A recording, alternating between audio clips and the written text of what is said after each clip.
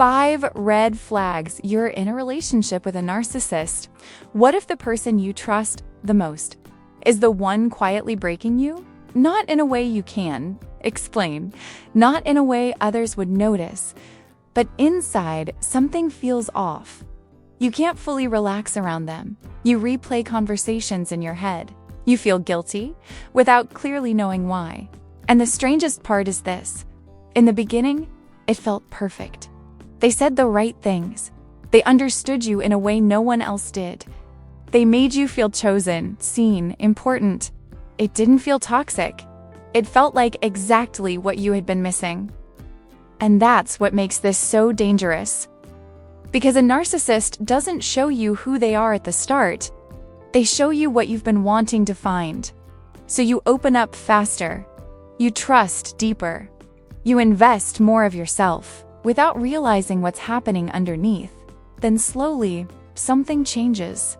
You start questioning yourself. You feel emotionally exhausted after simple interactions. You begin to explain things that should never need explanation. And without noticing, you shift. Not because you're weak, but because your perception is being altered. That's how it works. A narcissist doesn't control you by force. They control how you interpret reality. They don't need to dominate you. They just need to make you doubt yourself. And once you stop trusting what you feel, you start depending on them to tell you what's real. That's when you lose your power. And by the time you realize it, you're already attached. So pay close attention, because the red flags you're about to see don't look like danger. They feel like connection. And the first one might be the reason you stayed longer than you should have. It doesn't feel like manipulation. It feels like alignment. You say something you like, they like it too. You talk about your values, they share the exact same ones.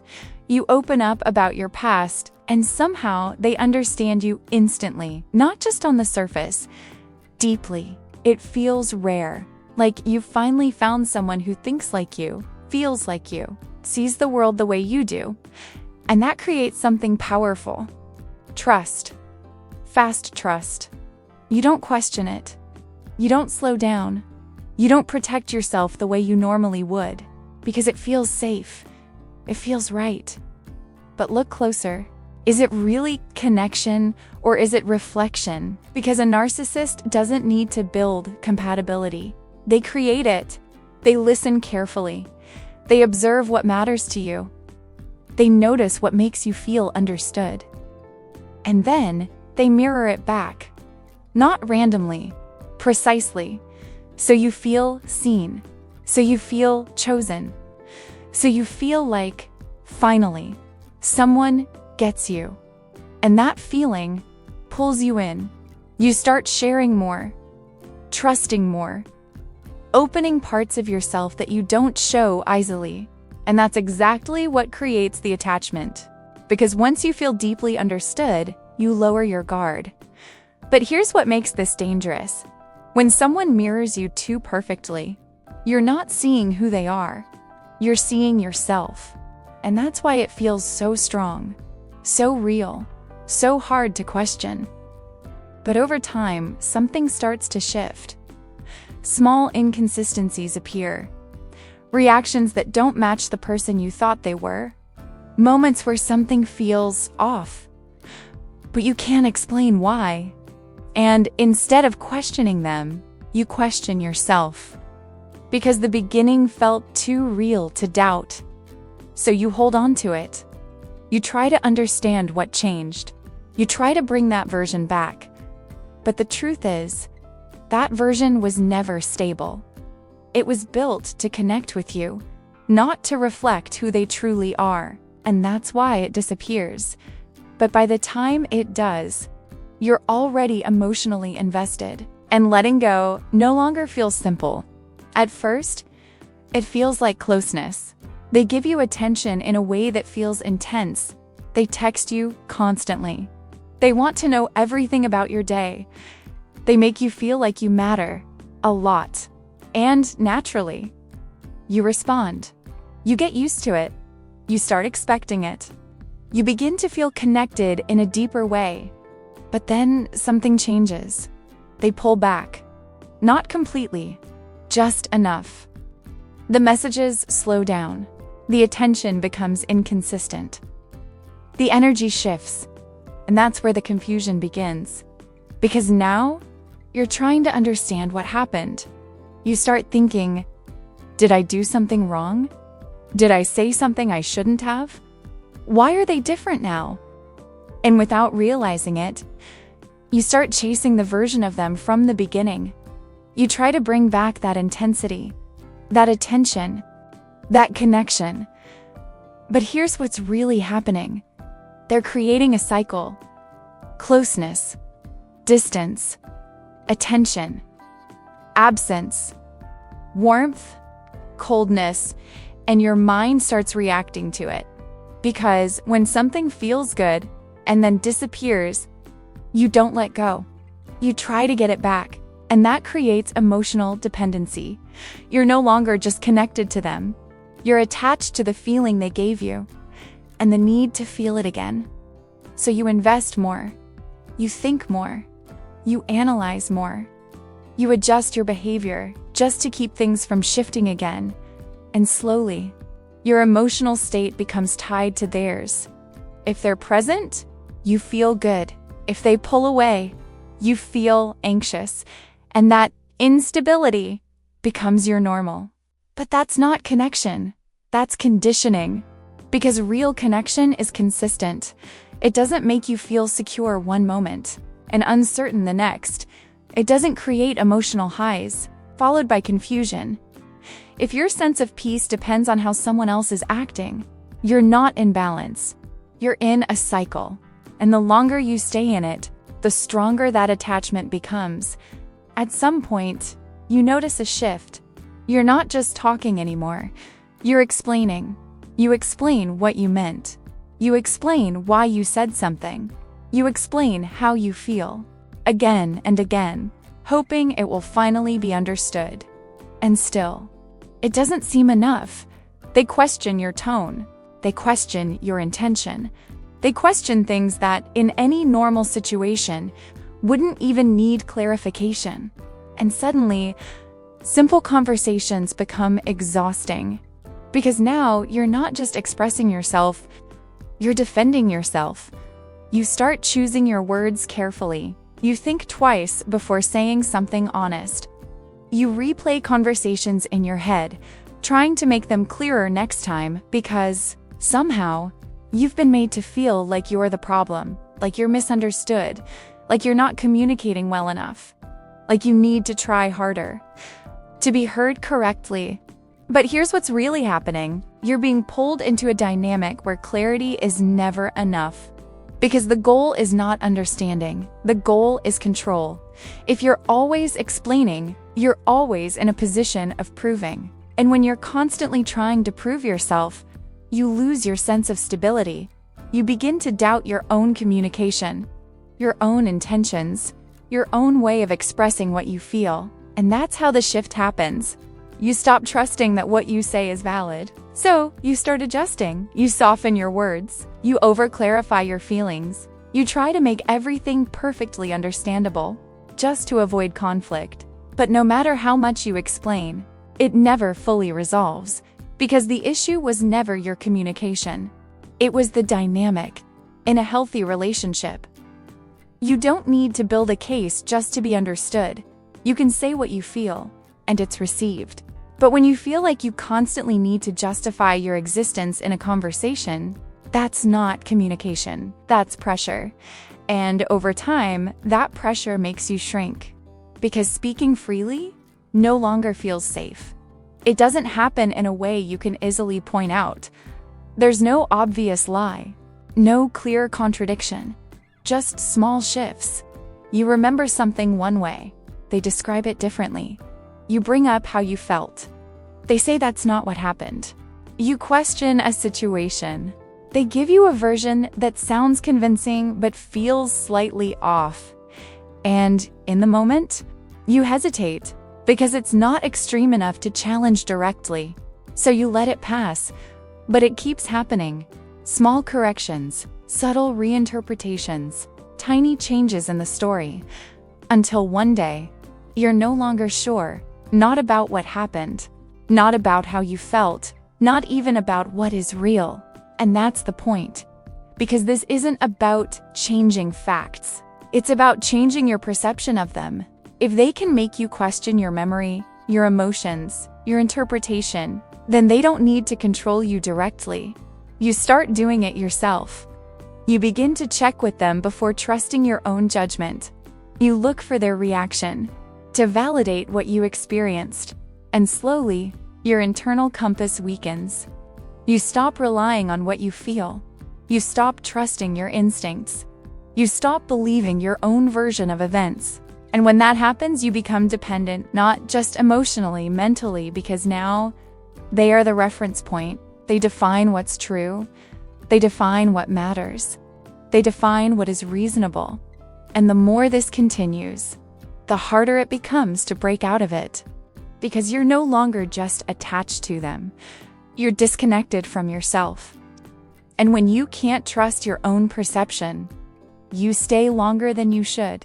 Not because you want to, but because you don't feel sure enough to leave. This is where everything becomes confusing. Because if someone is not good for you, you should feel like walking away. But that's not what happens. You feel exhausted, mentally, emotionally, even physically. Simple interactions leave you drained. Conversations feel heavy. Being around them takes more energy than it gives. And yet, you stay. Not just stay. You feel attached. You think about them. You miss them. You feel pulled back. Even after moments that made you question everything, and that creates a conflict inside you. How can I feel so tired and still not let go? Why do I miss someone who makes me feel this way? Why is it so hard to disconnect? Because what you're experiencing is not just attachment. It's emotional conditioning. You've been exposed to cycles. Moments of connection, followed by distance. Moments of attention, followed by confusion. And your mind is trying to resolve that, trying to get back to the good moments, trying to recreate the feeling you had in the beginning. But those moments are not consistent. They appear just enough to keep you engaged, just enough to keep you hoping. And that's what keeps you attached. Not who they are now, but the possibility of who they were, or could be. And the more you chase that, the more you ignore how you actually feel in the present. Tired, uncertain, emotionally overwhelmed. But you push through it, because letting go feels like losing something important, even if that something no longer exists the way it did before. And that's the trap. You're not attached to the reality. You're attached to the emotional memory, to how it felt when everything seemed right. But if your present reality is draining you, that matters more than any past moment. Because real connection doesn't leave you exhausted and still questioning why you can't walk away. At some point, you stop asking what they're doing, and you start asking something much deeper. Why is it so hard to let go? Because by now, you've seen the signs. You've felt the confusion. You've experienced the emotional highs and the lows. You've noticed how much you've changed. So why are you still here? It's not just because of them, it's because of how they made you feel. In the beginning, that version of them, the one who understood you, who chose you, who made everything feel easy, that's what you're still holding on to. Not the reality, the memory. It was something you were shown to create attachment. And once that attachment is there, it becomes difficult to break. Because now, it's not just about the person. It's about what you felt with them. And letting go of that feels like losing something rare, something meaningful, something that felt real. But this is where clarity changes everything. You are not attached to who they are. You are attached to how they made you feel when everything seemed perfect. And once you see that, you stop chasing the illusion. You stop trying to fix something that was never stable. You stop waiting for a version of them that only existed in the beginning. And that's where your power starts to come back. Because now, you're no longer asking how to get them back. You're asking why you stayed. And that question is what sets you free.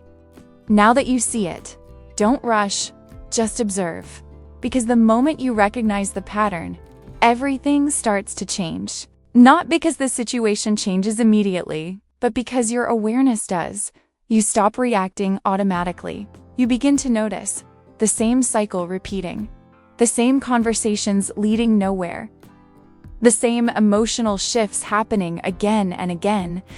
And instead of getting pulled into it, you step back. You watch. You see how the connection intensifies and then withdraws. How confusion appears right after moments of closeness. How you feel pulled in right when you were starting to question things. And this is important because when you're inside the pattern, everything feels personal. It feels like it's about you, your actions, your words, your behavior. But when you step back, you start to see something different. It's not random, it's structured. There's a rhythm to it, a repetition that doesn't depend on what you do, but on how the dynamic works. And once you see that, you stop blaming yourself. You stop trying to fix every moment. You stop adjusting constantly because you understand something deeper. This is not something you can solve by being better, calmer, more understanding, because the pattern continues regardless. And this awareness gives you distance, not physically, yet, but emotionally. You become less reactive, less desperate to fix, less involved in every shift. And from that place, you gain clarity. You start seeing what's actually happening without the emotional distortion. And that's where your control begins, not by changing them, but by no longer being unconsciously pulled into the same cycle. At some point, you need to stop trying to be understood, not because what you feel is unclear, but because the more you explain, the more you get pulled deeper into the same dynamic. You've already said it. You've already clarified. You've already tried to express what matters to you. And yet, it keeps coming back. The same misunderstandings, the same distortions, the same need to explain again. That's not communication. That's a loop. Because when someone is genuinely trying to understand you, clarity works. You say something once, maybe twice, and it lands. But when you're dealing with a dynamic where understanding never seems to happen, it's not because you're not explaining well enough. It's because explanation is not the solution. And the more you stay in that role, the more you lose yourself. You start overthinking every word. You start adjusting your message constantly. You start believing that if you just explain it better, things will change. But they don't. Because the goal is not clarity. The goal is to keep you engaged, trying, proving, and that's what keeps you stuck. So stopping doesn't mean becoming cold. It means becoming aware. Aware that not every conversation needs your energy. That not every reaction deserves your explanation. That not every distortion needs to be corrected. Because the moment you stop over-explaining, you break part of the pattern. You step out of the role where you're constantly defending yourself, and you return to something simpler. If something feels wrong, it matters. If something hurts, it's valid. You don't need to build a perfect argument to justify your experience. And when you stop trying to be understood at all costs, you start understanding yourself again. At some point, you need to return to something simple, your own perception.